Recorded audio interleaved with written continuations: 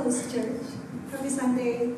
Happy Father's Day to all our greatest day dads, greatest fathers. Okay, now we're gonna start our service today. Saya undang jemaat untuk bangkit berdiri.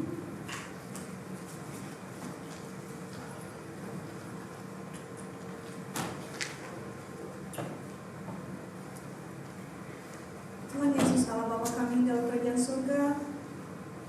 Ini kami Tuhan Yesus anak-anak di dalam menghadap kehadiran Tuhan Yesus. Kami mau memuji dan membesarkan nama-Mu. Di special day Tuhan, kami mengucap syukur kami mempunyai Bapa yang begitu hebat, yang selalu bersama-sama dengan kami, yang selalu melindungi kami. Terima kasih Tuhan Yesus, terima kasih untuk segala penyertaan-Mu. Saat ini kami mau memuji dan menyembah-Mu. Terimalah pujian dan persembahan dan penyembahan kami ini Tuhan. Tetapi sebelumnya Tuhan Yesus, sebelum kami masuk ke pelataran-Mu, layakkan kami Tuhan Yesus. Ampuni kami Tuhan akan segala dosa dan kesalahan kami yang kami berbuat tidak seturut kehendak-Mu. Ampuni kami Tuhan, layakkan kami Tuhan Yesus untuk datang memuji dan menyembah-Mu.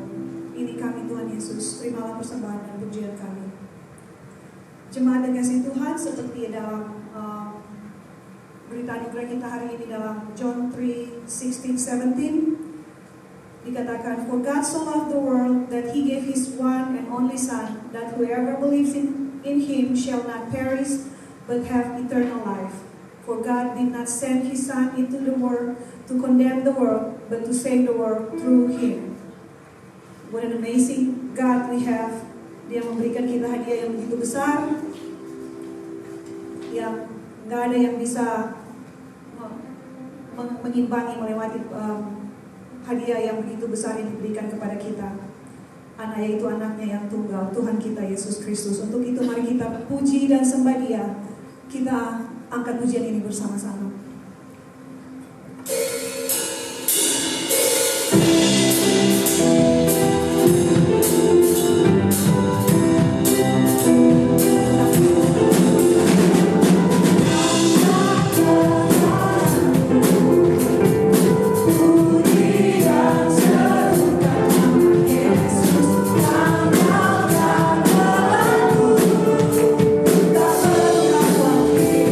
Sabia,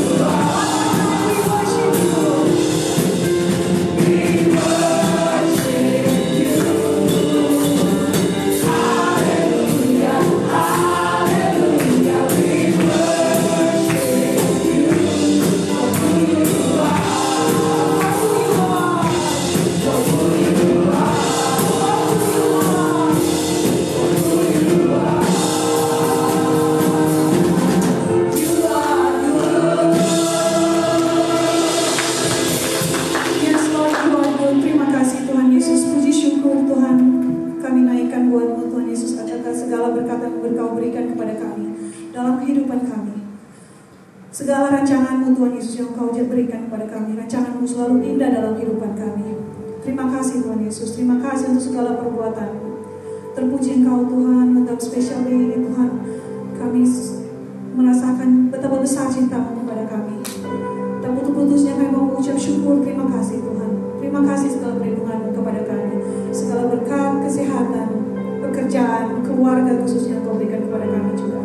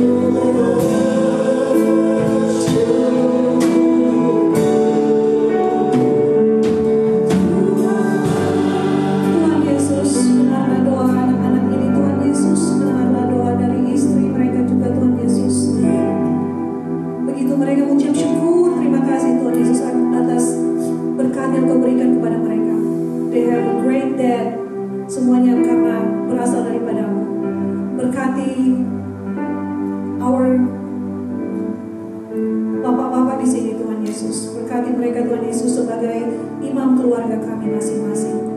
Berkati mereka dalam pekerjaan mereka, dalam pelayanan mereka di gereja. Berkati mereka dalam keluarga mereka masing-masing, Tuhan Yesus, dalam mendidik. Berikan mereka kebijaksanaan, Tuhan Yesus, dalam mendidik kami, anak-anak-Mu, Tuhan Yesus, dalam mendidik anak-anak mereka, istri mereka, Tuhan Yesus. Semuanya untuk kemuliaan-Mu, Tuhan Yesus. Berkati mereka, berkati Bapak-Bapak ini, Tuhan Yesus. Mari jemaat kita nyanyikan, ku bersyukur Bapa, ku bersyukur Tuhan, ini bersama-sama. Ku bersyukur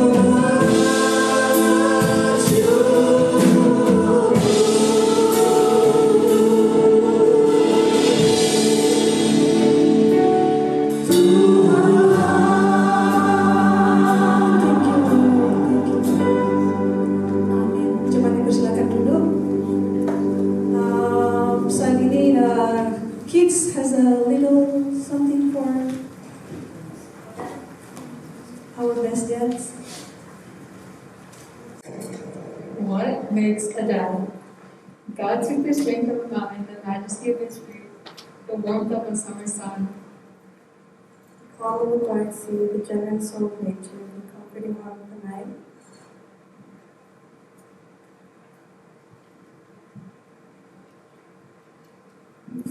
The wisdom of the ages, the power of the eagle's flight, the joy of the morning in spring.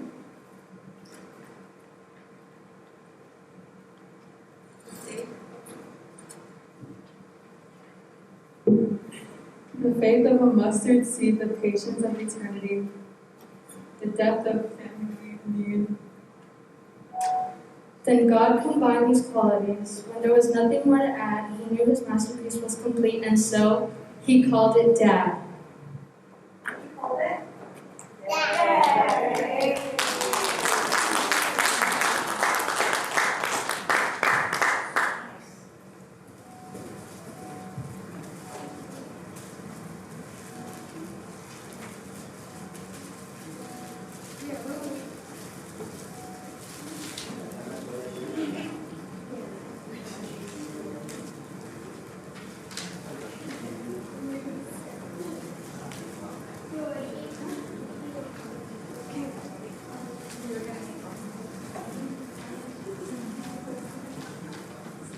Oke, now kita akan masuk pada bacaan pertanggapan. Saya jemput jemaat untuk bangkit berdiri. Bacaan pertanggapan kita pada sore hari ini diambil dari Yosua 24 ayat 12 sampai 28. Yosua 24 ayat 12 sampai 28. Kita akan membacakannya berbalas-balasan. Saya akan memulainya. Yosua 24 ayat 12 sampai 28. Kemudian aku melepaskan tabuhan, mendahului kamu dan binatang-binatang ini, menghalau mereka dari depanmu, seperti kedua raja orang Amori itu. Sesungguhnya bukan oleh pedangmu dan bukan pula oleh panahmu.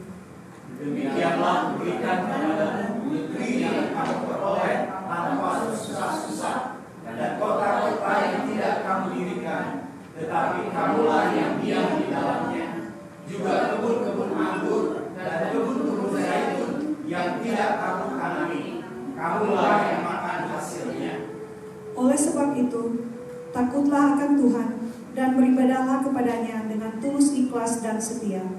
Jauhkanlah Allah yang kepadanya nenek moyangmu telah beribadah di seberang sungai Efrat dan di Mesir, dan beribadahlah kepada Tuhan. Tetapi jika kamu anggap tidak baik untuk beribadah kepada Tuhan, pilihlah pada hari ini kepada siapa kamu akan beribadah. Allah yang kepadanya nenek moyangmu beribadah di seberang sungai Efrat, atau Allah orang Amori yang negerinya kamu diami ini. Tetapi aku dan seisi rumahku, kami akan beribadah kepada Tuhan. Lalu bangsa itu menjawab, jauhlah daripada kami meninggalkan Tuhan untuk beribadah kepada Allah lain.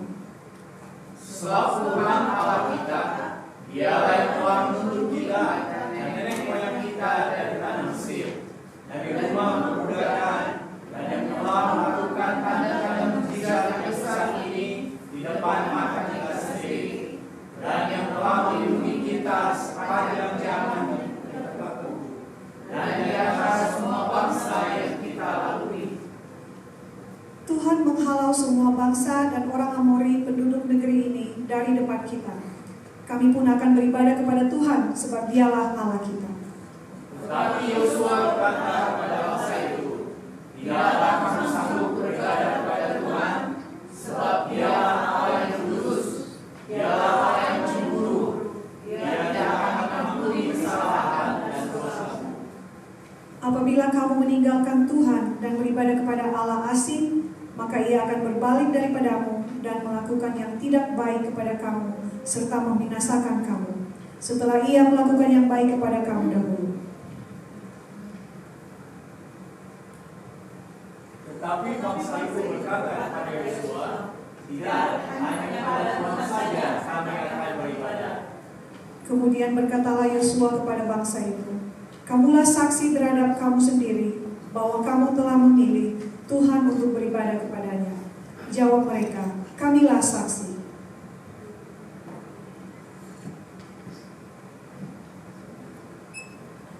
Ayat 23, ia berkata, maka sekarang jauhkanlah Allah Asihat yang ada di tengah-tengah kamu, dan condongkanlah hatimu kepada Tuhan, Allah Israel. Ayat 24, Lalu jawab bangsa itu kepada Yosua, kepada Tuhan Allah kita, kami akan beribadah, dan firman-Nya akan kami dengarkan. pada hari itu juga Yosua mengikat perjanjian dengan bangsa itu dan membuat ketetapan dan peraturan bagi mereka di Sikem.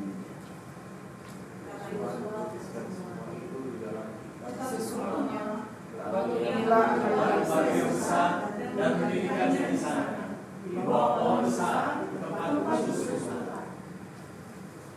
Kata Yosua kepada seluruh bangsa itu, sesungguhnya batu inilah akan menjadi saksi terhadap kita, sebab telah didengarnya segala firman Tuhan yang diucapkannya kepada kita. Sebab itu batu ini akan menjadi saksi terhadap kamu, supaya kamu jangan menyangkal Allahmu. Sesudah itu Yosua memeras bangsa itu pergi, masing-masing ke milik pusaka. Amin. Sampai situ bacaan berbalasan kita akan persiapkan hati dan pikiran kita untuk mendengarkan firman Tuhan yang akan dibawakan oleh Ibu Lili Cahaya Jaya. Sambil mempersiapkan diri kita angkat pujian, ajarku berharap hanya padamu. Oh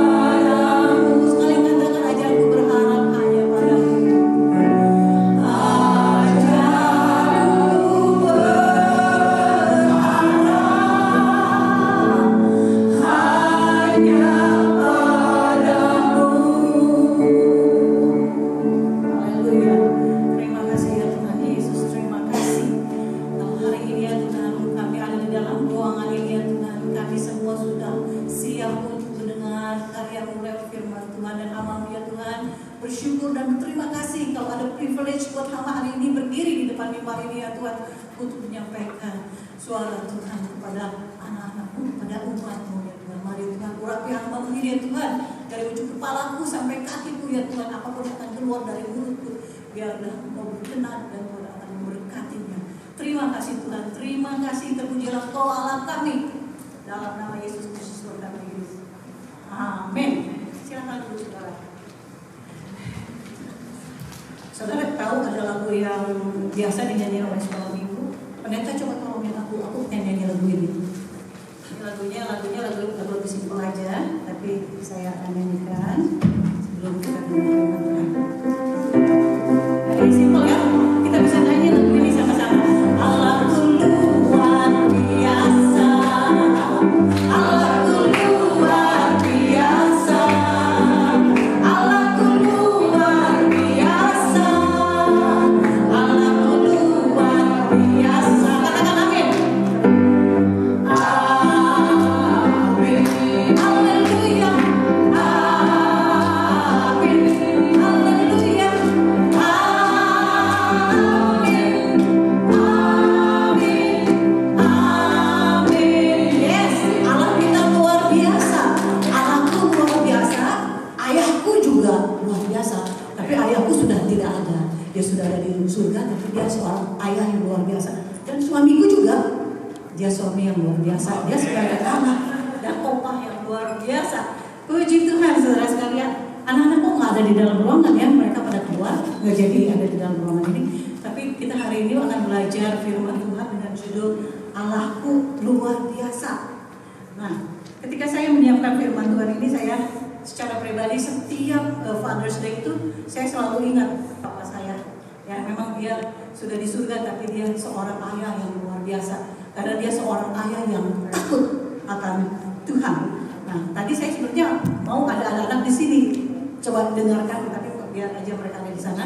Kalau saya tanya, mungkin saudara di sini ada yang masih punya ayah, yang masih hidup, sampai sekarang. Ada yang masih punya ayah yang masih hidup? Oh, Keisha, iya betul, ada bapaknya. Siska masih ada, Ika masih ada. Dan ada satu lagi sebenarnya, ada Siska juga. Siska punya ayah, katanya umurnya udah 84 tahun. Luar biasa ya, 84 tahun masih hidup.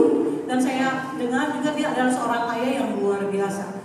Nah, saudara-saudara yang sekalian yang dikasih oleh Tuhan, kalau dalam bahasa Inggrisnya ayah yang luar biasa itu disebutnya the remarkable dad. Artinya itu outstanding, super. Ya, kadang-kadang anak-anak kecil bilang bapaknya itu hero ya. Outstanding, prominent. Ayah yang luar biasa, hebat, super, unbelievable. Do you think to be a remarkable dad is an easy task? Coba kalau saya tanya Bapak, is it easy for you to be a remarkable dad? Yes. Yes? Praise the Lord. If you say that's easy, yeah, fantastic. As he's always said, fantastic. Right. Okay, for me, what I think and when I prepare this one, I know that it's not easy to be an awesome dad, especially a remarkable dad. Ya, dimana kita akan belajar di sini. Kira-kira apa sih yang dimaksud dengan ayah yang luar biasa? The remarkable dad. Oke, saya ini cari survei. Saya survei ya, ini ingin tahu anak-anak. Sebenarnya bukannya survei ini bukan saya dapatkan dari anak-anak yang ada di dalam ruangan ini. Ini surveinya yang umum, yang biasa, yang ada di publik sana ini. Survei mereka ketika saya berpikir tentang ayah yang luar biasa ini, menurut mereka itu apa? Ayah yang luar biasa.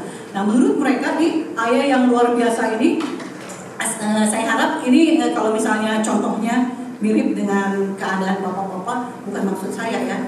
Ini kan saya bilang ke survei secara umum ya. Ada yang surveinya yang secara positif, ada juga yang secara negatif. Ini salah satunya mereka bilang seperti ini. Ayahku luar biasa, sabarnya kayak kebo dicocok hidung. Maksudnya mau dimakiin orang, mau dimarahin orang, mau ditipu orang, tetap diam, nggak ngelawan. Itu ayah yang luar biasa. Terus ada juga yang bilang ayahku luar biasa karena banyak duitnya. Banyak duitnya, katanya kapan aja, di mana saja, kalau mereka perlu pasti dikasih. asal jangan deal sama mama. Kalau sama daddy gampang, ngeluarin dompet kasih. Gitu ya, karena banyak duitnya katanya. Itu kayak iklan Coca-Cola ya, di mana saja kapan saja minum Coca-Cola. Kayak juga perlu kapan aja dikasih sama daddy-nya ya.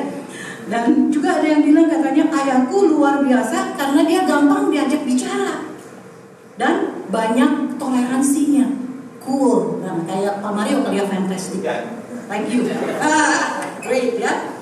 Dan juga ada yang bilang katanya ayahku luar biasa karena ayahku ini punya banyak hartanya, banyak mobilnya, banyak motornya.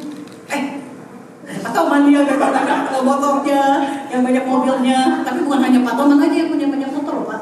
Suamiku juga punya. Cuma di lemari, yang motor-motoran aja, saya mau mobil-mobilan palsu, ya yang palsu ya. Nah, dan anak ini bilang katanya ayahku luar biasa karena punya mobilnya banyak, jadi bisa kota ganti. Kalau yang ini rusak ganti yang lain. Tapi katanya mobilnya mobil butut. Kalau mobil butut berarti bukan Pak Tomang, Pak Ramdan. Ya, dia punya itu mobil butut. Excuse you. Dan juga dia bilang ayahku luar biasa karena banyak rumahnya. Banyak rumahnya ini sebenarnya mungkin si Kevin kali yang ngomong, Pak Novi yang punya banyak rumah kan. Ada juga yang bilang ayahku luar biasa karena banyak akalnya. Apa saja bisa diperbaiki oleh dia, kayak MacGyver. Ada yang di sini yang handyman banyak kali ya. Oh bapak di Amerika mesti pinter, handyman luar biasa. Ada juga yang bilang ayahku luar biasa karena apapun yang dimasaknya pasti enak. Istrinya juga bilang enak masakan suamiku. Siapa nih? Ayah ya? Pak Indra ya?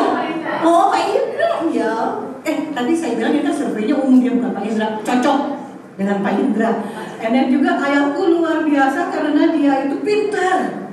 Dia itu canggih, dia itu up to date, pintar, tahu apa aja. Kalau mau nanya apa-apa sama dia deh, pasti dia tahu ini. Siapa tuh dia? Tidak ada di situ. Aduh, kasihan sekali. Ada juga yang bilang, ayahku ini panjang sabar, nggak cepet marah, nggak juga ini nih yang anak-anak seneng, nggak bawel. Kalau bapak-bapak bawel aneh. Kalau perempuan bawel, mama bawel, oke. Kalau papa jangan bawel. Pokoknya banyak segalanya. Itu yang survei secara positif. Ada yang bilang juga yang surveinya secara negatif.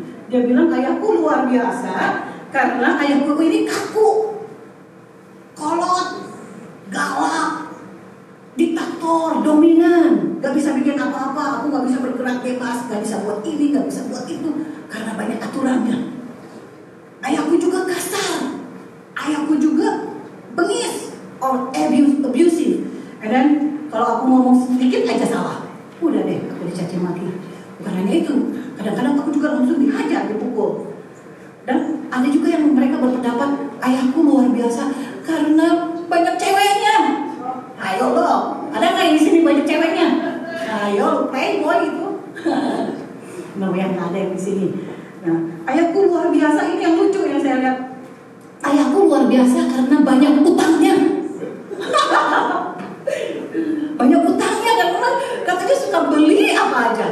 Dan nggak bayarnya nggak pakai cash lagi, pakai gesek. Ya jadi banyak utangnya. Tapi hebat ya, itu ayah yang luar biasa. Nggak apa-apa. Di Amerika kalau nggak punya kartu kredit card itu nggak dipercaya, nggak bisa beli rumah, nggak bisa beli mobil. Ya, jadi asal ingat aja, boleh gesek asal dibayar gitu syaratnya. Bayar utang, ya. Dan juga ada yang bilang nih ayahku luar biasa. Ini yang paling serem yang saya perhatiin. Ayahku luar biasa karena dia banyak apanya, tahu nggak? Banyak ngibulnya, banyak bohongnya. Itu yang paling bahaya, ini yang paling serem saudara. Ayahnya banyak ngibul, banyak bohong. Gimana bisa dipercaya sama anaknya? Dan ini satu lagi yang terakhir. Ayahku ini sombongnya luar biasa, nggak mau kalah sama istrinya, sama anaknya, apalagi sama orang lain. Nah itu perspektif dari orang-orang di dunia ini, dari anak-anak di dunia ini. Kita bersyukur anak-anak kita gak punya pikiran yang seperti ini terhadap ayah-ayah mereka. Karena ayah ada di dalam ruangan ini, di REC ini, ayah yang luar biasa. the remarkable dad. Ya, to be honest with you, that's not what I mean sebagai ayah yang luar biasa. Bukan itu yang saya mau sampaikan di sini. Menurut saya, ayah yang luar biasa itu adalah ayah yang pantas ditiru, ayah yang pantas dicontoh, yang pantas diikuti jejaknya, juga yang jadi role model buat anak-anaknya. Dan yang paling penting, ayahnya itu adalah ayah yang takut akan Tuhan. Itu yang saya mau kita semua belajar. Kenapa? Karena begitu pentingnya seorang ayah di hadapan anak-anaknya ini. Karena anak-anak kita ini pasti mereka akan melakukan sesuatu, ikutin apa yang dia lihat. Ya, yang sehari-hari dilihat di rumahnya. Nanti kalau dia gedenya juga bisa mirip kayak gitu yang dilakukan oleh ayahnya. Jadi tugas tanggung jawab sebagai seorang ayah itu sangat amat sulit, nggak gampang. Apalagi menjadi ayah yang remarkable itu, nggak gampang. Karena dia harus menjadi seorang imam di tengah keluarganya. Dia juga harus menjadi seorang mentor yang ngasih pengarahan, ngasih tahu kalau anaknya salah, dikasih tahu, ditegur. Dan dia juga seorang yang menjadi contoh teladan yang bisa ditiru oleh anaknya, khususnya di rumahnya. Oke, nah kalau saudara seringkali mendengar bahwa kalau ada anak-anak yang broken home atau apa, itu karena ayahnya yang memang nggak bisa ditiru, ya. Tapi kita ingat ada satu pepatah yang berkata, buah jatuh tidak jauh dari pohonnya. Jadi ini kalau bapak ini yang ada di sini, kalian itu semuanya itu pohon. Ya kalau pohonmu buahnya bagus jatuh ke bawah, maksudnya yang berbuah bagus itu bisa dinikmati oleh orang lain dan juga terutama bisa dinikmati oleh anak-anaknya. Ya, saya di kebun saya sekarang lagi banyak pohon ya, udah boleh ditanam, boleh dipanen. Kalau mau boleh mampir ke rumah, boleh ambil. Nah, jadi pohon ini penting sebagai seorang bapak ini, kalian ini sebagai pohon. Nah, bapak-bapak sekalian yang terhormat di AIC ini, I'm sorry, just forgive me. Ya, kalau hari ini saya kayak mau ngajarin kalian, kayak mau ngeguruin kalian, atau mungkin saya seperti nyuruh kalian untuk introspeksi diri. Apakah kalian sudah menjadi ayah yang remarkable itu? I'm sorry, itu bukan maksud saya. Tetapi kita akan belajar dari firman Tuhan dari 2 Timotius 4 ayat 2. Dia berkata demikian, firman Tuhan ini berkata, beritakanlah firman, siap sedialah, baik atau tidak baik waktunya. Nyatakanlah apa yang salah, tegurlah dan nasihatilah dengan segala kesabaran dan pengajaran. Itu yang akan saya lakukan. Ya, supaya firman Tuhan yang akan kita pelajari hari ini, tadi kita memang bacanya cukup panjang, tapi kita tidak akan bahas semua ayat itu, tapi kita akan belajar hanya dengan 2 ayat saja. 2 ayat saja dari kitab Yosua pasal yang ke-24, ayat yang pentingnya itu dari ayat 14 sampai dengan ayat yang ke-15. Everybody can help me taruh di screen Yosua pasal 24 ayat 14. Ada abang ya? Abang tolong bang. Shalom. Ayat yang ke-14. Alright. Oke, thank you. Ya, ayat yang ke-14 ini berkata demikian. Oleh sebab itu, takutlah akan Tuhan dan beribadahlah kepadanya dengan tulus ikhlas dan setia. Jauhkanlah Allah yang kepadanya nenek moyangmu telah beribadah di seberang sungai Efrat dan di Mesir, dan beribadahlah kepada Tuhan. Nah, dari ayat ini, dari ayat 14 ini kita bisa melihat, kita akan menemukan di situ ada tiga kata perintah. Kata perintah yang akan kita pelajari bersama, baik oleh bapak-bapak, ibu-ibu, dan anak-anak yang ada di sini juga. 3 kata perintah itu, yang pertama di situ kita disuruh apa? Kita disuruh takut. Takutlah katanya ya, dalam ayat ini, takutlah. Terus yang kedua apa? Beribadahlah. Dan yang ketiga, jauhkanlah. Ya, ayat ini kita bacanya gampang. Kita bisa ingatnya juga gampang. Mungkin kalau kita pintar juga kita bisa hafalkan ayat ini. Gampang kelihatannya. Tapi yang susahnya itu prakteknya. Prakteknya yang gak gampang untuk kita lakukan. Nah, disuruh kita semua orang tua, khususnya para ayah ini dibilang suruh takutlah. Takutlah. Dan suruh beribadahlah. Dan juga disuruh jauhkanlah. Nah, kata takutlah itu artinya apa? Perasaan takut itu artinya perasaan ngeri nih. Perasaan ngeri ketika kita menghadapi sesuatu, terutama menghadapi sesuatu yang bisa mendatangkan satu bencana. Jadi kalau kita takut, kita artinya harus hati-hati. Jangan sampai kita melanggar. Ya, di sini ada kata beribadah. Beribadah itu artinya apa? Banyak orang bisa menginterpretasikan apa artinya ibadah. Ibadah itu bisa artinya juga melayani Tuhan. Kita bisa bilang itu sebagai ibadah kepada Tuhan juga. Tapi yang saya maksud di sini adalah beribadah itu suatu tindakan yang dilakukan bukan hanya rutinitas saja, melainkan harus keluar dari hati kita, yaitu sebagai tindakan rohani untuk kita ini mau datang kepada Tuhan dan juga melakukan apa yang diperintahkan oleh Tuhan, dan juga kita mau taat dan kita juga mau berseru untuk memuliakan Tuhan. Itu artinya beribadah. Dan yang ketiga dibilang katanya jauhkanlah itu dalam bahasa Inggrisnya dibilangnya keep away from me. Ya, artinya pergi, menjauhkan diri kita. Menjauhkan diri dari apa? Menjauhkan diri dari Allah lain, seperti dalam ayat yang tadi, yang terakhir ya, dalam ayat yang ke-14 ini. Jadi kita lihat di sini ada 3 kata perintah: takutlah, beribadahlah, jauhkanlah. Nah, itu kalau bapak-bapak bisa lakukan dalam kehidupanmu hari lepas hari, dan kalian bisa tuangkan dan kalian bisa ajarkan kepada anak-anak kalian. Nah, bukan hanya itu saja, tapi ketika engkau beribadah kepada Tuhan, ada caranya. Yang bagaimana yang harus kalian perlihatkan kepada anak-anakmu? Yaitu caranya di dalam ayat yang masih di dalam ayat ini juga, yaitu beribadahlah dengan cara apa? Dengan tulus ikhlas. Ya, dibilang dalam ini dengan tulus ikhlas. Dan satu lagi apa? Setia. Gampang gak kita beribadah kepada Tuhan dengan tulus ikhlas waktu hati kita ada banyak masalah, waktu hati kita gak enak, waktu kita hati kita lagi sebel? Susah ya.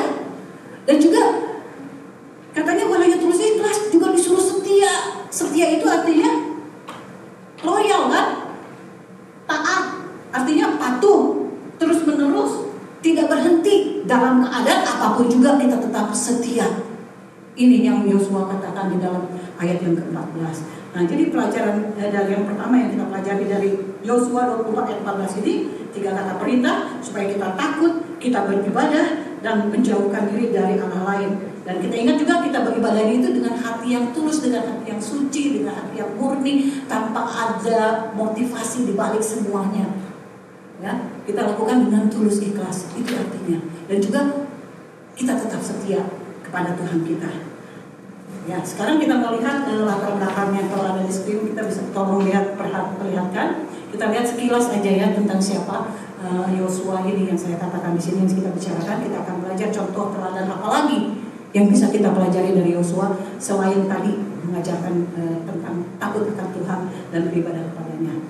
Oke, dari kitab 1 Tawarik ayat yang pasal 7 ayat 27 dikatakan bahwa Yosua ini nama aslinya, nama sebenarnya itu Hosea. Nama dia itu Hosea bin Nun. Nun itu nama bapaknya. Dan dia ini dipanggil oleh sama Musa itu dipanggilnya Yehosua atau Yosua, dan artinya bagus sekali.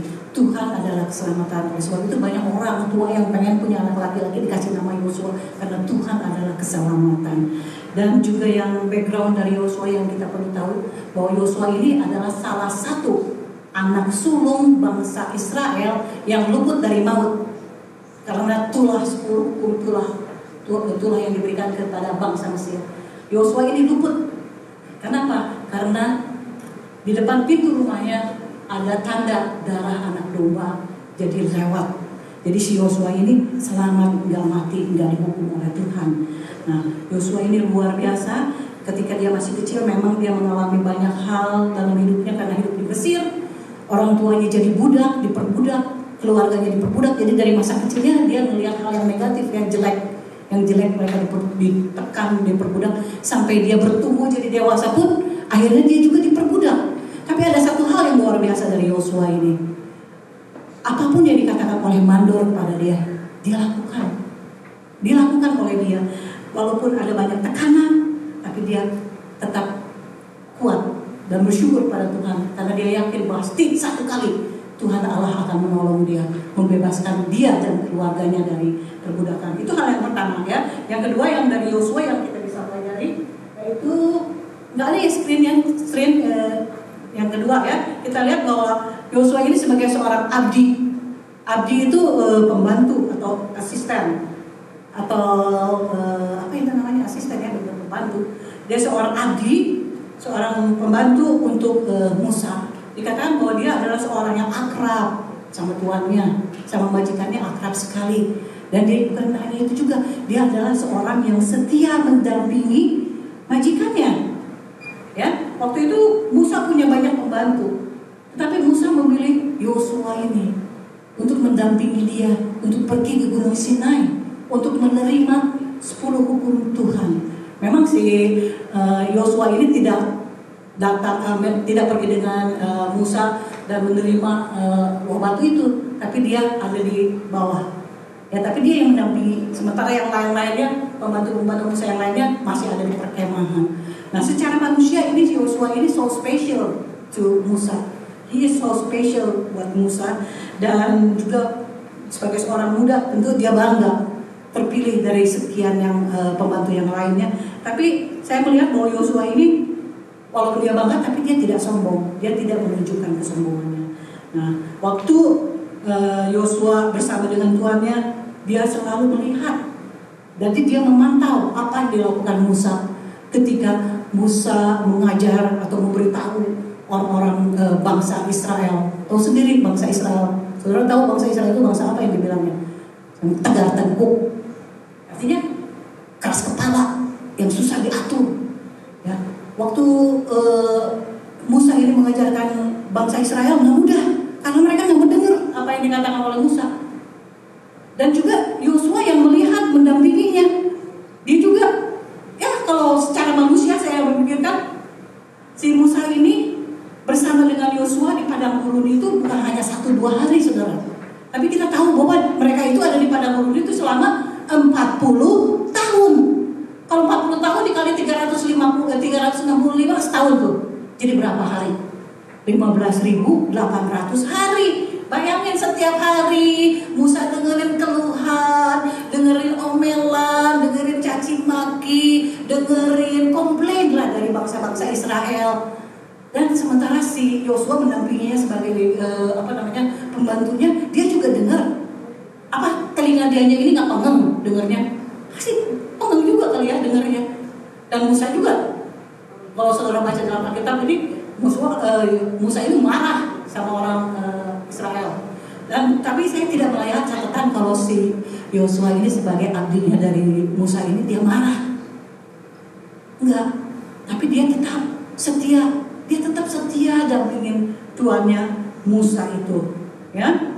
Dan kita lihat di sini bahwa dia sebagai seorang abdi, dia adalah abdi yang setia. Itu hal yang kedua. Yang ketiga itu dia sebagai seorang mata-mata. Mata-mata ketika Musa menyuruh dia dan ke-12 pengintai yang lainnya untuk lihat negeri Kanaan bagaimana keadaannya, karena mereka akan masuk ke tanah perjanjian yang namanya Kanaan sekarang ini Palestina. Nah, Yosua terpilih ya di antara ke-12 suku Israel. Dia berasal dari suku Efraim.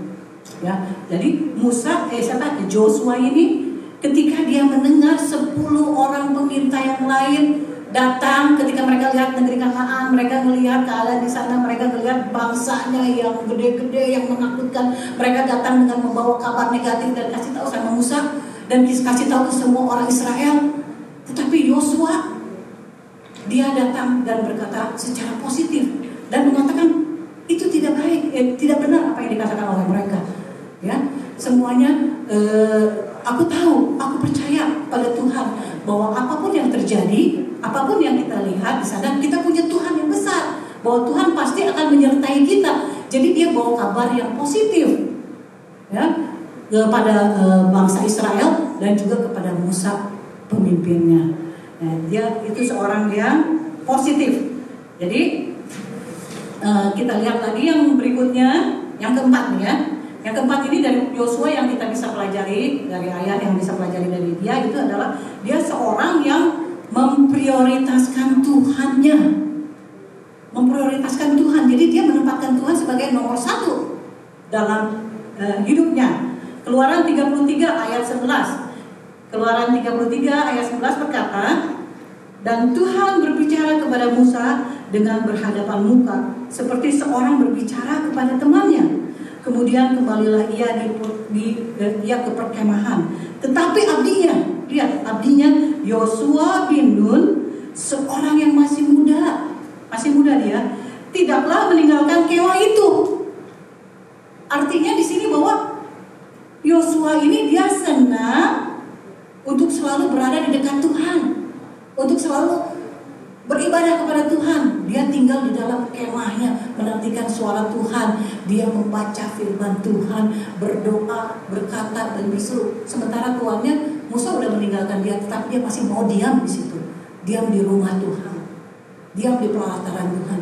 Nah, kalau sekarang ini saya perhatikan anak-anak kita senang juga diam di rumah sekarang ini. Susah ya, anak udah mulai, anak kecil nih, kayak saya udah 10 tahun udah mau preteen, apalagi yang udah teenager. Kalau disuruh yuk ikut sama mama, enggak, aku di rumah aja. Mereka benar senang di rumah, tapi senangnya kenapa? Karena mau main game, apalagi punya PlayStation-nya yang baru lagi, pengen di rumah. Bukannya beribadah sama Tuhan kan? Beda ini sama si Yosua muda ini, dia beribadah dan duduk diam di hadapan Tuhan. Jadi kita melihat bahwa Yosua ini memprioritaskan Tuhan dalam hidupnya. Dia senang mendengarkan firman Tuhan dan selalu mendengar firman Tuhan. Ada satu yang sering kita kenal sebagai hukum kasih atau sebagai hukum yang utama dan terutama, itulah yang dilakukan oleh Yosua dalam hidupnya, yaitu dalam Ulangan 6 ayat 5. Apa yang dikatakan dalam Ulangan 6 ayat 5? Ada yang hafal Ulangan 6 ayat 5? Kapan hafal nggak nih? Kasihlah Tuhan Allahmu dengan dan dengan apa lagi? Kekuatanmu. Kasihlah Tuhan Allahmu dengan segenap hatimu, segenap jiwamu, dan segenap kekuatanmu. Nah, ini menjadi hukum yang wajib dilakukan oleh bangsa Israel dan hukum yang tak pernah diabaikan oleh Yosua. Ya, dia melakukan hal ini. Dia memprioritaskan Tuhan nomor satu dalam hidupnya. Saya ingat Keisha waktu masih kecil. Keisha dia bersama dengan kami hampir 7 tahun dan mempunyai adik. Nah, ketika dia punya adik, mulai keluar si Kenny mungkin beberapa bulan, Kenny nggak tahu. Dia selalu datang kepada saya, tanya sama saya, Mama, dari kita bertiga nih, Mama paling sayang sama siapa? Ingat nggak kayak ngomong gitu? Keisha mungkin lupa.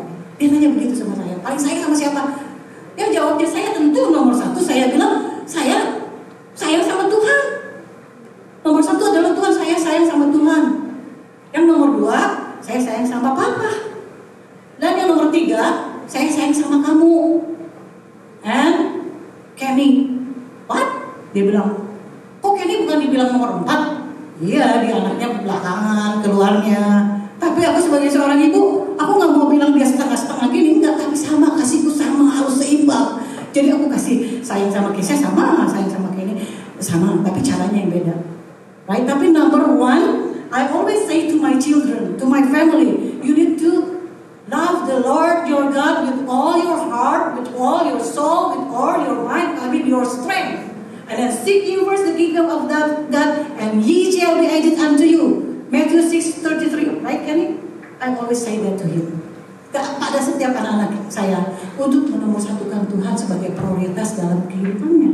Nah, Yosua melakukan hal ini dan dia diberkati dalam pelayanannya. Itu hal yang keempat. Sekarang sebagai yang kelima, apa yang kita bisa dapatkan dari Yosua ini? Dia sebagai seorang pemimpin yang dipenuhi oleh Roh, yang dipenuhi oleh Roh Kudus. Bilangan 27 ayat 18 sampai dengan 20. Di situ ada, dari sini saya nggak terlalu kelihatan di situ, tapi saya akan bacakan dari sini. Bilangan 27 ayat 18 sampai 20. Lalu Tuhan berfirman kepada Musa, ambillah Yosua bin Nun, seorang yang penuh dengan Roh, letakkan tanganmu atasnya, suruhlah ia berdiri di depan Imam Eleazar dan di depan segenap umat. Lalu berikanlah kepadanya perintahmu di depan mata mereka, dan berilah dia sebagian dari kewibawaanmu. Supaya apa? supaya segenap Israel mendengarkan dia. Nah, Yosua dipilih Allah itu untuk memimpin bangsa Israel masuk ke dalam tanah perjanjian atau Palestina itu karena Yosua benar-benar dia seorang yang diurapi oleh Tuhan, yang penuh dengan Roh Kudus. Jadi selama bertahun-tahun hidup dia, ketika dia mengembara dengan bangsa Israel dan juga bersama dengan Musa ini, dia sudah jadi pemimpin di antara mereka. Yosua ini sudah menunjukkan bahwa seorang yang beriman, dia seorang yang bervisi, memiliki keberanian, dia seorang yang setia, seorang yang taat, yang sungguh-sungguh, yang tekun berdoa, dan juga dia seorang yang mengabdi kepada Allah dan firman-Nya. Sehingga pada saat Yosua dipilih oleh Musa ini, Yosua ini sudah benar-benar siap. Dia seorang yang berkualitas, yang dipenuhi oleh Roh Kudus, seorang yang berkualitas, bukan seorang pemimpin yang asal-asalan, bukan seorang pemimpin yang abal-abalan, yang palsu. Enggak, tapi dia memang adalah orang yang penuh dengan dedikasinya kepada Tuhannya. Nah, kenapa? Karena dia memprioritaskan Tuhan dalam hidupnya nomor satu. Makanya Tuhan kasih dia hikmat, kasih wisdom buat dia, menjadi sumber kekuatan dia. Nah, dan bukan hanya itu saja, tapi Tuhan memberkati Yosua ini dalam pelayanannya. Pelayanannya diberkati sehingga banyak mujizat-mujizat Allah yang terjadi dalam hidup pelayanan Musa. Dua di antaranya yang saya catat di sini adalah Yosua pasal 6. Kalau saudara baca nanti di rumah aja baca karena panjang sekali. Yosua 6 ini bagaimana kita melihat bahwa ada mujizat kejatuhan tembok Yeriko. Itu yang pimpin adalah Yosua. Dan ini yang mungkin kalau saudara pernah dengar Yosua pasal yang ke-10. Ini ada mujizat yang besar yang terjadi di masa pelayanan dari Yosua itu. Adanya perpanjangan waktu siang hari pada saat pertempuran di Gibeon. Pernah nggak dengar cerita ini? Pernah? Kalau saudara belum pernah, nanti di rumah baca Yosua pasal yang ke-10. Di situ ada satu mujizat yang luar biasa. Saya bacakan dari sini, Yosua 10 ayat 12. Mujizat apa yang terjadi waktu itu? Lalu Yosua berbicara kepada Tuhan. Pada hari Tuhan menyerahkan orang Amori itu kepada Israel. Dia berkata di hadapan orang Israel, matahari, berhentilah di atas Gibeon, dan engkau bulan di atas Ayalon. Dia melakukan perintah itu. Dan apa yang terjadi? Wah benar, matahari itu berhenti di atas Gibeon dan bulan itu berhenti di atas Ayalon. Luar biasa saudara, kenapa? Karena si Yosua ini dipenuhi dengan Roh Kudus. Apa yang dikatakannya emang diurapi oleh Tuhan dan itu terjadi. Dalam ayat yang 14, Yosua 10 ayat 14, belum pernah ada hari seperti itu, baik dahulu maupun kemudian, dan tidak akan pernah terjadi lagi. Itu terjadi di dalam Yosua pasal yang ke-10. Luar biasa bukan?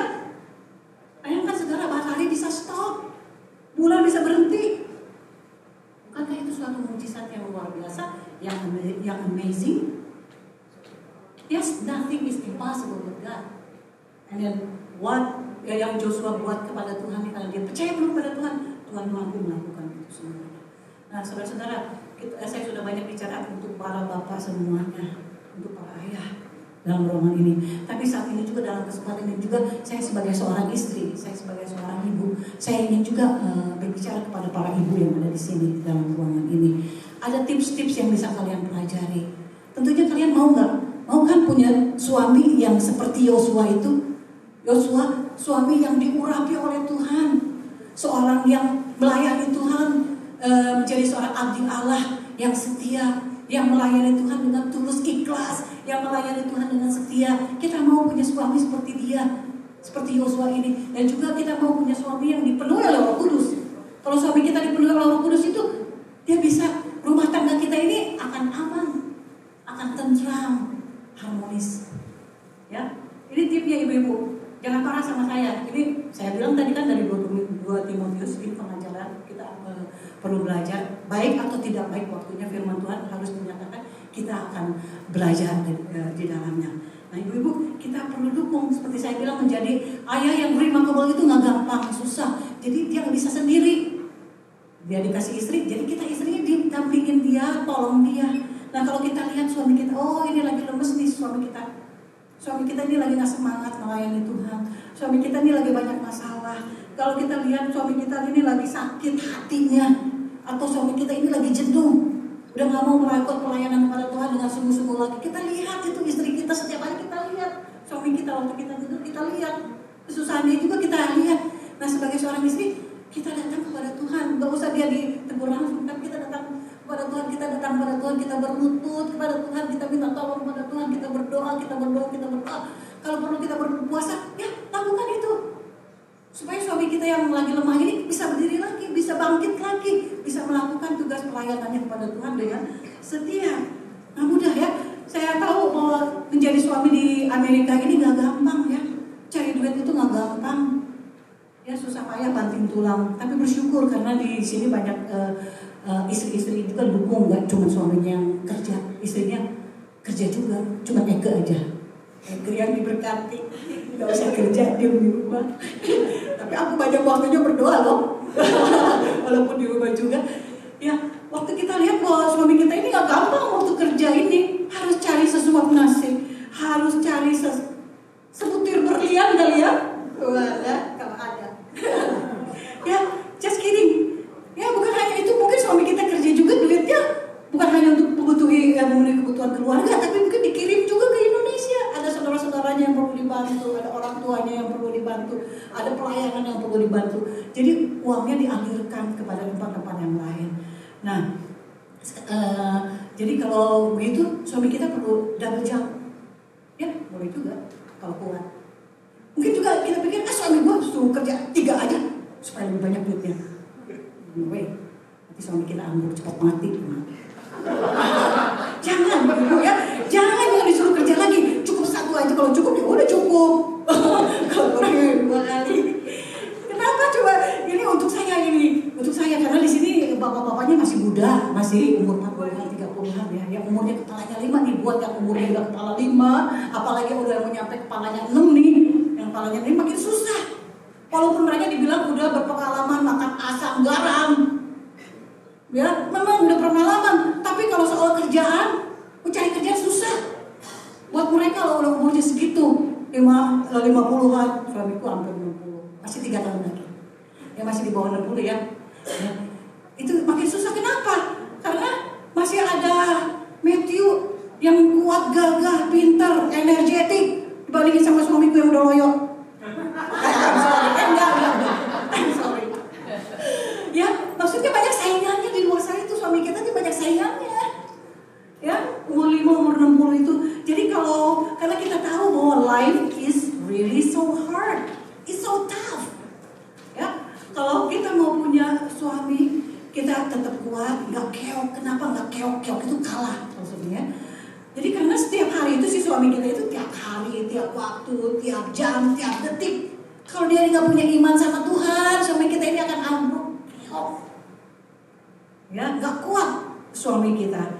Nah, jadi tips buat para ibu, mari ibu yang cantik-cantik, yang manis-manis, yang sayang suaminya, saya nggak sama suamimu.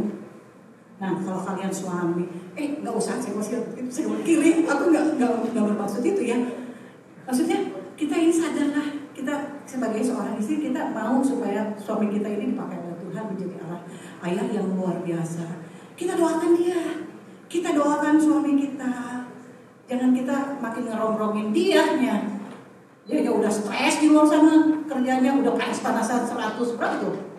100-an dalam minggu ini udah kepanasan, pasti udah stres. Ya kita nggak usah ngongrongin dia lah. Ya kita kasih semangat buat dia. Kita doain dia.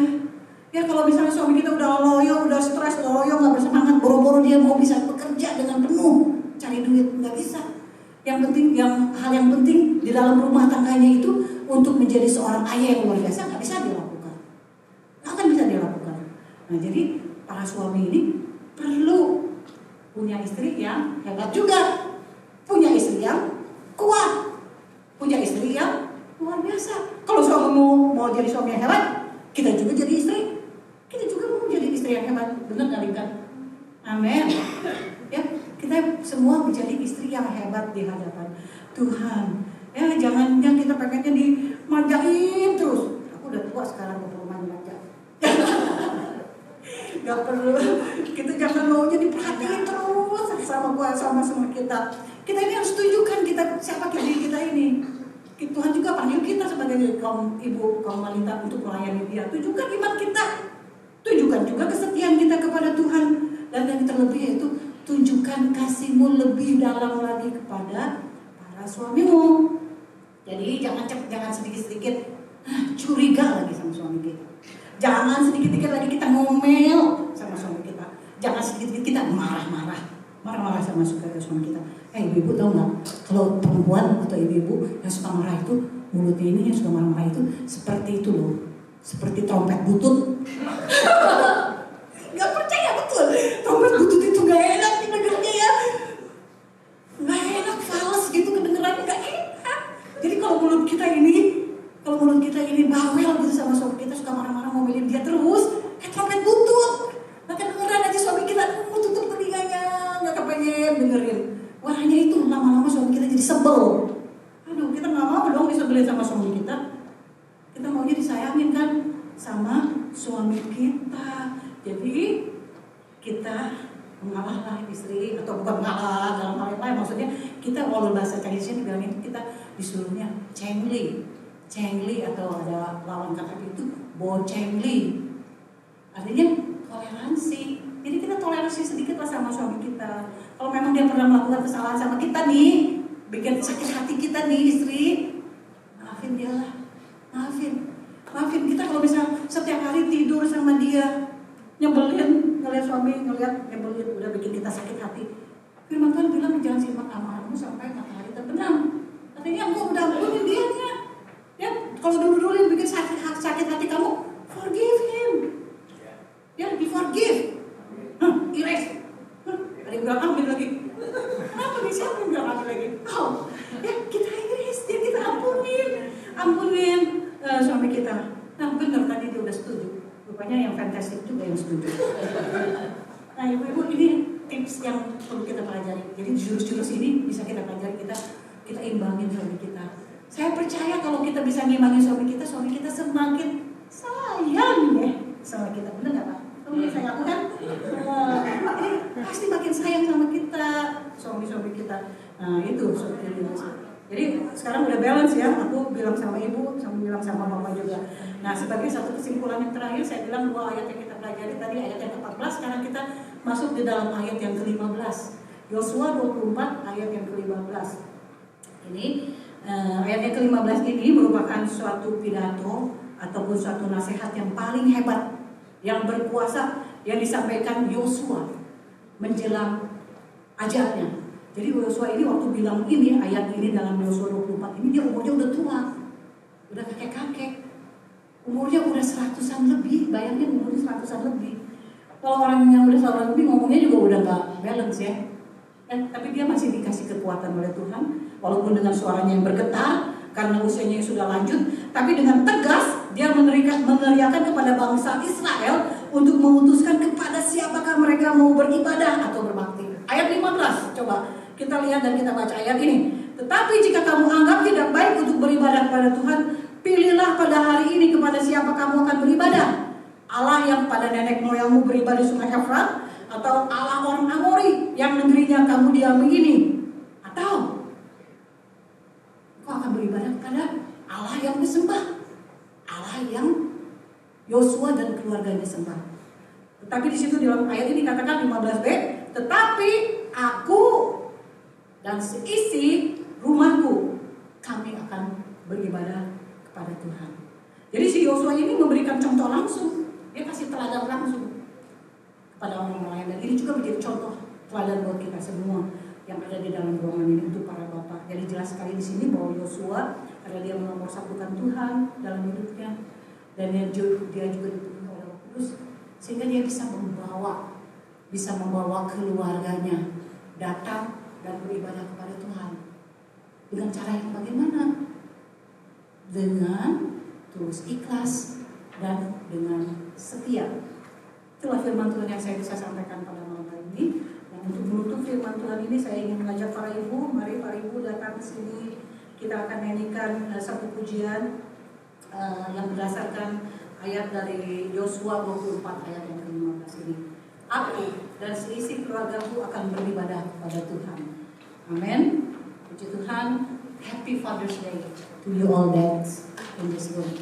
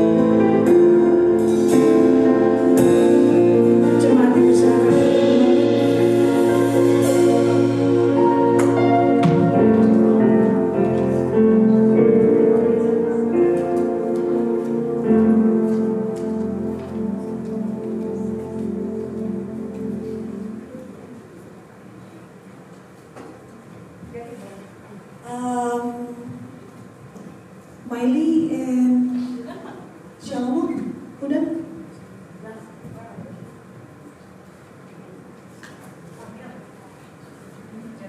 Kalau nggak ada, oke.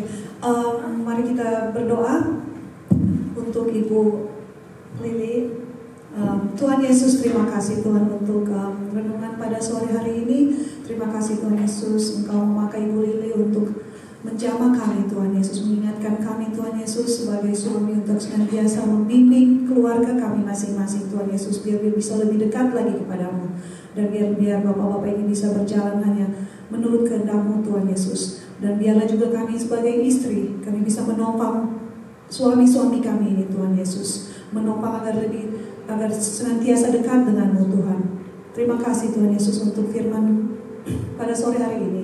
Biarlah Engkau berkati Ibu Lili Tuhan Yesus dalam pelayanannya, dalam mendampingi suaminya, gembala kami, berkati dalam kegiatannya sehari-hari. Berkati Ibu Lili Tuhan Yesus, berkati juga Pak Ramdan, berkati anak-anak mereka Tuhan Yesus, anak mantu mereka dan cucu mereka.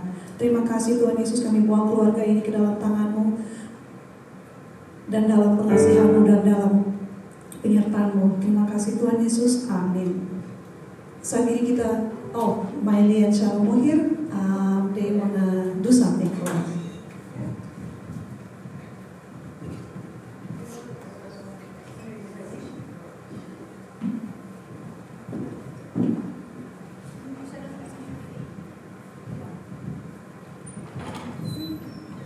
Anak-anak ini sebenarnya tadi saya maunya tadi betul-betul masuk dalam khotbah saya, tapi mereka ada sekolah minggu dan mereka akan mempersembahkan sesuatu lagu.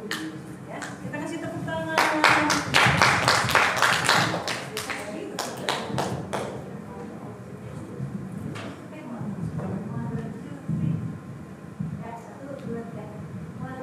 Two, three. 1, 2, 3. I sing a song for Jesus. 4, 5, 6. 4, 5, 6. I lift up my hands. 7, 8, 9. 7, 8, 9. Will you hear me? 10, 10, 10, 10, 10, 10, 10, 10, 10, 10, 10. You, oh Lord. 1, 2, 3. 1, 2, 3. I sing a song for me. 4, 5, 6. 4, 5, 6. I lift up my hands. 7, 8, 9. 7, 8, 9. Will you help me? 10, 10, 10, 10, 10, 10, 10, 10, 10, 10, 10. You ready?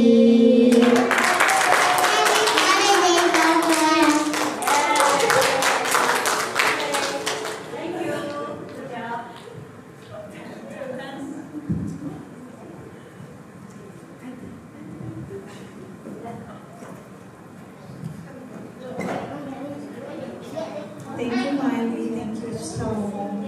Oke, saat ini kita diberikan kesempatan untuk memberikan persembahan. Diberikan kesempatan untuk memberikan persembahan. Sambil persembahan dijalankan, kita akan angkat pujian bersama-sama. Bersyukurlah.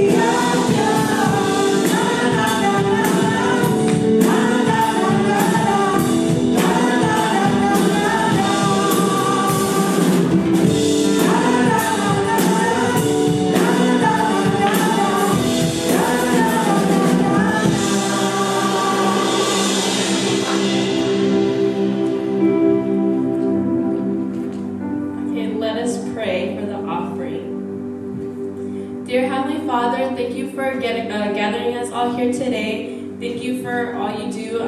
Thank you for blessing us today. And I pray we all have a good day today and a good rest of the week this week. And just please protect and guide us. And thank you. And just name amen. Thank you, Yasmin. Cuma dipersilakan duduk.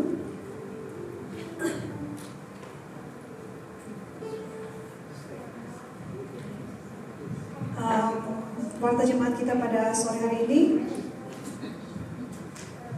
Today is Christine's birthday. Happy birthday, Christine.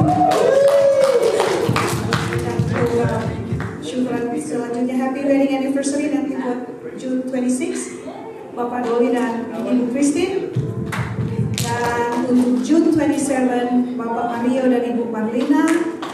June 27 dan juga ada keluarga muda, Victor and Vita, June 27 also. Dan tetap kita doakan untuk rencana persiapan pernikahan kudus buat Kenny and Marilyn nanti Desember 11. Dan mohon setiap hari Minggu ada katekisasi kelas baptisan yang dipimpin oleh Bapak Gembala kita, Pak Ramdan. Dan seperti biasa setiap hari Jumat ada prayer meeting.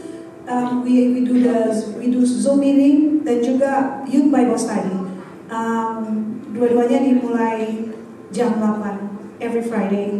Jadi kalau jemaat yang mempunyai kesempatan bisa bergabung dengan kita dalam Zoom meeting, prayer meeting buat adult dan ada Youth Bible Study 8 o'clock. Itu saja, ada tambahan?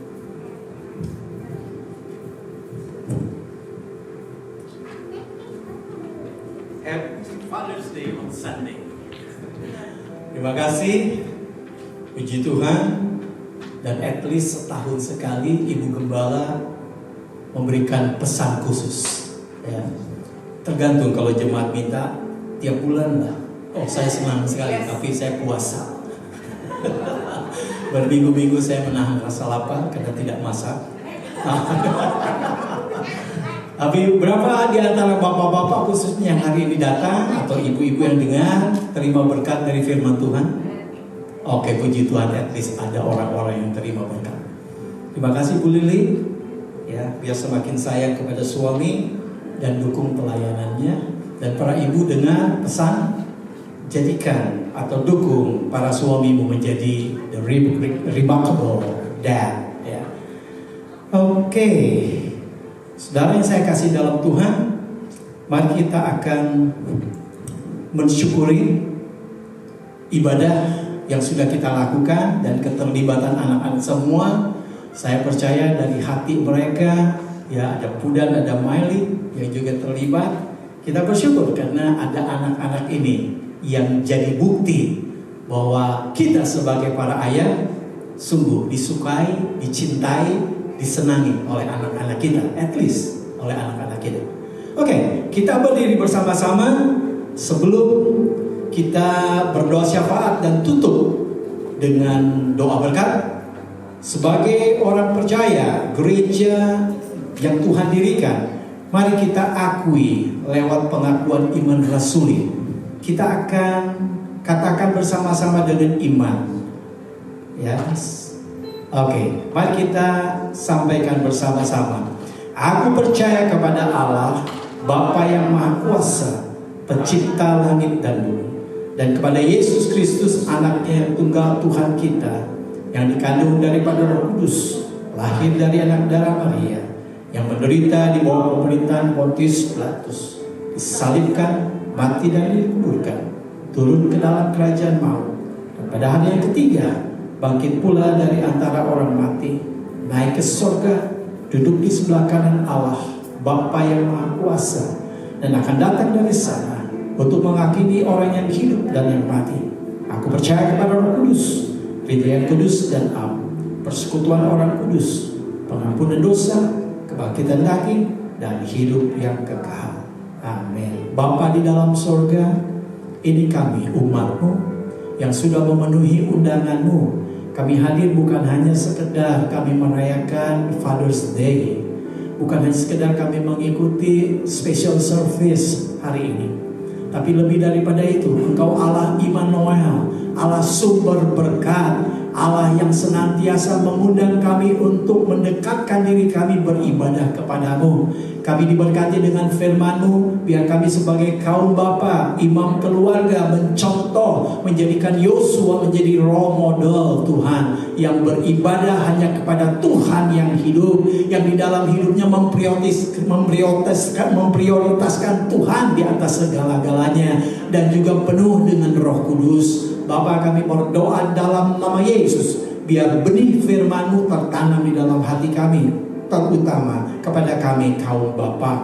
Terima kasih Bapa. Kami juga menyampaikan syafaat di hadapan-Mu. Kami berdoa untuk teman-teman kami Tuhan yang berbahagia, yang memiliki hari yang bersejarah Tuhan, terutama hari ini Christine Simatupang Tuhan, yang berulang tahun. Kami berdoa supaya Tuhan akan meneruskan berkat-Mu di dalam kehidupannya. Kami berdoa untuk Bung Sony Tuhan tanggal 17. Kami berdoa untuk Pak Ian tanggal 18 yang berulang tahun.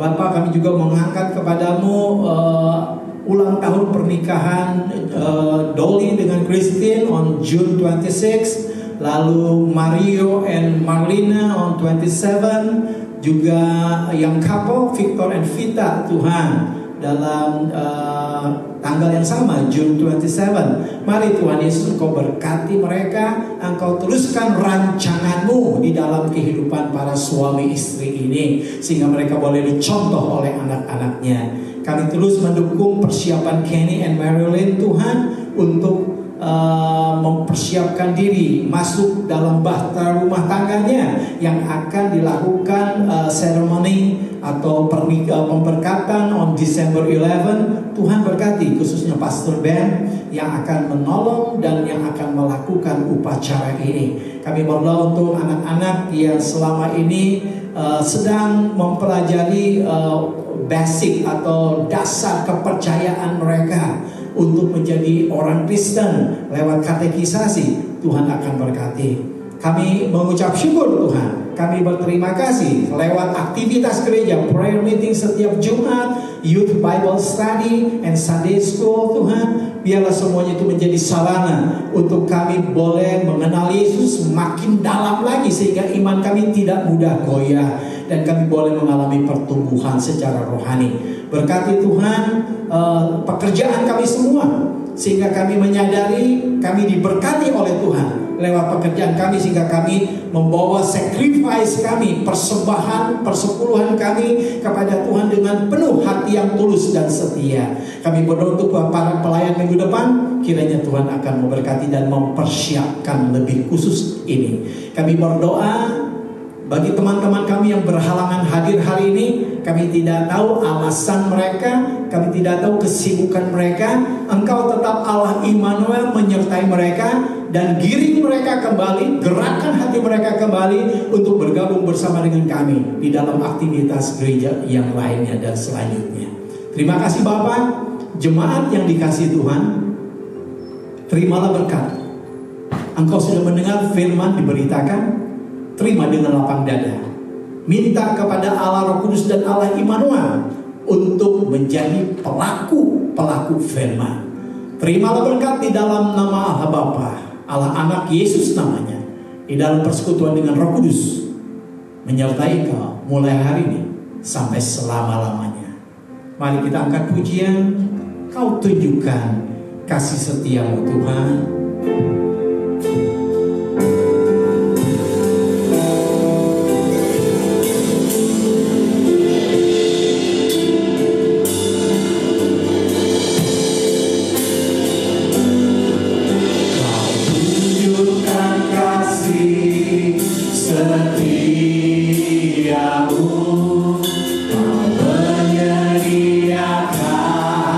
Yang ku perlu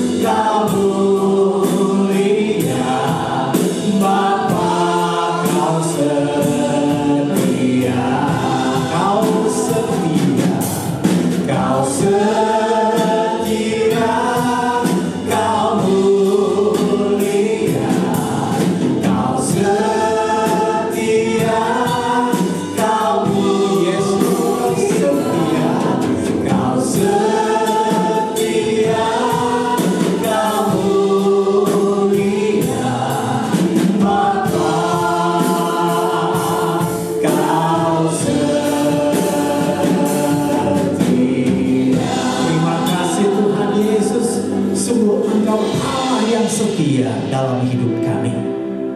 Amin. Silakan duduk. Saat teduh sejenak, ibadah kita selesai. Tuhan memberkati.